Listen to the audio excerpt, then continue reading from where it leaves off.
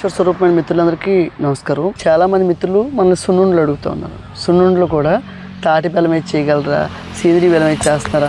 మనం చేసేసి సేంద్రీయ బెల్లము గోమాత ఇచ్చిన పాలతో మనం పెరుగుని ఏర్పాటు చేసుకుని నెయ్యి ఏదైతుందో వెన్నపూస అప్పటికప్పుడు కాగబెట్టుకుని నెయ్యితో చేస్తూ ఉన్నాము.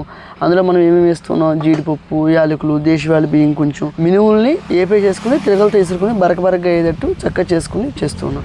ఈ రోజున మంచి ఆహారం మంచి ఆరోగ్యం అని అనేక మంది మిత్రులు చెప్తూ ఉంటే ఇది నిజమే కదా. ఈ రోజున మీరు ఒక్కరోజు హాస్పిటల్ బెడ్ మీద పడుకుంటే మీరు సంపాదించిన నేము, ప్రేము, మీరు సంపాదించిన సక్సెస్, విజయం అన్నీ కూడా బ్రేక్ అయిపోతూ ఉంటాయి. అదే మనం మాట్లాడడం ఎప్పుడు కూడా అండి. స్వామి వివేకానంద చెప్తుంటారు, బలం తర్వాతే మంచితనం. మీరు బలంగా ఉండాలి. మీరు బలంగా ఉంటే 10 మందికి సాయం చేయగలరు.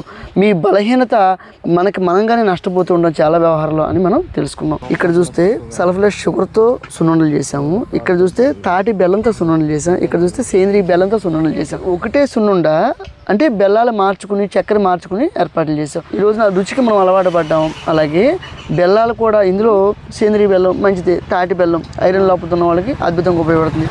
సల్ఫర్లెస్ షుగర్ అది కూడా హెల్త్కి మంచిదే.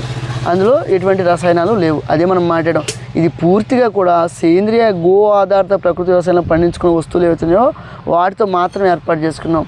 ఇది సహజమైనది కాదు. ఇది ఆరోగ్యాన్ని ఎంతో మెరుగుపరిచే ఆహారం.